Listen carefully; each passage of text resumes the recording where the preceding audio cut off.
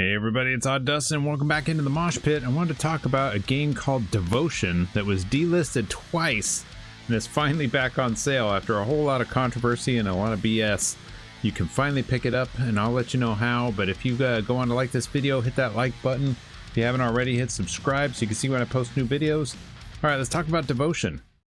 So if you haven't heard about Devotion, it is a first-person horror game developed by a company called Red Candle Games. They're a Taiwanese game developer, and that's very important that they're from Taiwan. There was a lot of controversy when this game first came out because inside the game there was a poster that referenced Chinese President Xi Jinping. Am I saying that right? Xi Jinping? Anyway, as Winnie the Pooh, and it was also calling him a moron. This is all imagery that's censored in China. You're not allowed to say that kind of thing about the Chinese president. And Taiwan is not, well, so let's back up. So the history, I looked up because all this stuff's just been fascinating to me since this happened. This started way back in February of 2019, and here we are in March of 2021, and it's finally available again.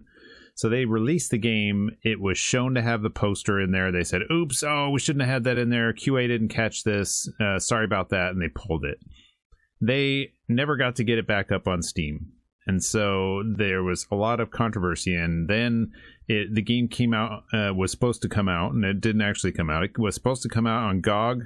There was a bunch of protests from some people in China. I don't know if it was the government that set that up or if there's some other companies or if it was actually people in China. But GOG said, there was a lot of protests due to this game being... a lot of people don't want this game up. They think that it's in poor taste that we put this up. So we're going to take it down, which a lot of people saw as GOG covering their China butt and their pocketbook, not because there was a whole bunch of people actually saying we don't want Devotion on the GOG site. So there was one more chance that it wasn't going to be available. So after all this, I started looking into, well, what is the actual deal here between China and Taiwan? Because I don't know the history of the two countries and how they worked out what they were doing and why they're pissed off at each other, or what maybe not that they're pissed off at each other, but why this is such a controversy, right? So I looked at it, and there is a lot of political history between China and Taiwan. Basically, Taiwan used to be part of China, and then there was it was a Dutch colony for a little while, and then Japan had it, and then there was another war in the 1800s, and Japan lost it, and then there's a government that took over China. The communists came into China and took over, and the leading party of China left and went to Taiwan. So they were like, oh, well, we'll go set up shop over here. And so there's this whole thing where China kind of looks at Taiwan as an independent ish country that is eventually, basically, you guys have been over there, but you're gonna be China again. That's how they feel, like you're still China to us, kind of thing. And a lot of people in Taiwan are like, no, we're Taiwanese. And we don't want to be China because we don't believe in whatever China does, or, there's a whole bunch of political stuff there, right? So that whole mess creates this real sticky situation on a political side. And so then this game comes out. It's a horror game. It's not a political horror game, but they threw this poster in there that is very much offensive to the president of China and created an issue that I'm sure, looking back on it, whoever the dev was that did it regrets a lot. It's very punk rock to throw in a, hey, middle finger to China in your game, but as soon as people find it, they're going to attack you. And China, I'm sure, has a lot of people that were not very happy about that. So that aside, my opinion aside on whether that was a good or a bad thing, I mean, I've done some dumb stuff in my day that have jeopardized my work and very punk rock of me back in the day before I kind of wisened up. And but they decided to, we want to get this game out in front of people, so we're going to just sell it from our website. So if you go over to Red Candle's website, you can buy their games. They are listing them at a discount as well. So if you go over here to the site, the Devotion page on their site, if you scroll down, you can see some screenshots for the game.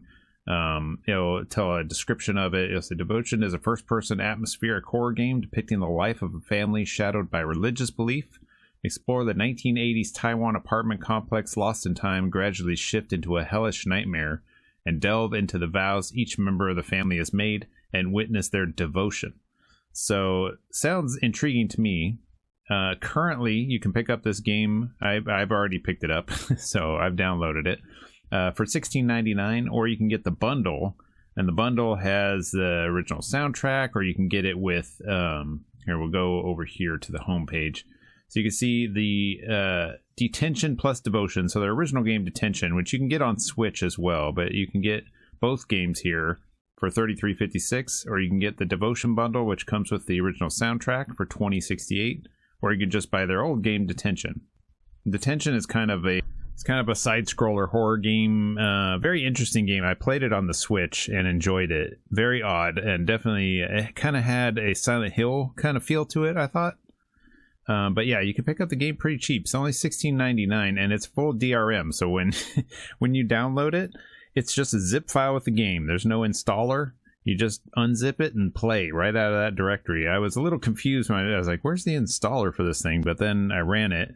Windows does not recognize it right off the bat. So if you're downloading it for Windows, you might have to run it as an administrator, and you might have to allow it to run once to get it to run, just as an aside on playing the game.